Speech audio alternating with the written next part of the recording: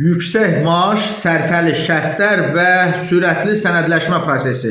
Dəyərli izləyicilər, bunların heç birinə inanmayın. Daxili İşlər Nazirliyinin vacib bir açıqlaması var. Diqqətinizə çatdırıram. Siz də zəhmət olmasa burada ekranın sağ tərəfində üstə gəl, yəni plus düyməsi görünürsə bir dəfə üzərinə vura bilərsiniz.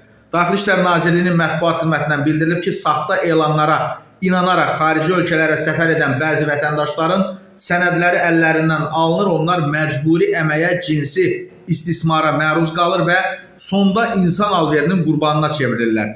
Bu kimi hallardan qorunmaq üçün nə etmək lazımdır? Xaricdə yüksək maaşlı iş və təhsillə bağlı onlayn təklif aldıqda Daxili İşlər Nazirliyinin insan alverinə qarşı mübarizə baş idarəsinin 152 qaynar xəttinə müraciət edirsiniz.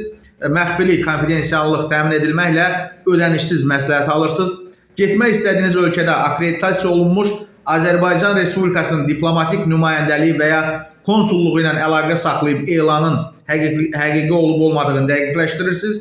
İş və təhsil təklif edən şirkətin, eləcə də fiziki şəxsin xüsusi icazəsini, yəni lisenziyasını tələb edirsiniz. Dördüncüsü, bağlanacaq əmək müqaviləsinin surətini istəyə bilərsiniz. Ehtiyat tədbirləri bununla da bitmir.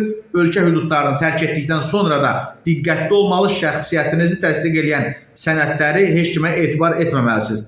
Əmək fəaliyyəti ilə məşğul olarkən əmək müqaviləsi bağlamalı. Sizə qarşı edilən istənilən qanuna zidd əməl barədə dərhal yerli polis orqanına, eləcə də həmin ölkədə fəaliyyət göstərən diplomatik nümayəndəliyimizə, səfirliyimizə, konsulluğumuza məlumat verməlisiniz və insan alveri haqqında məlumatlı olun ki, qurbana çevrilməyəsiniz.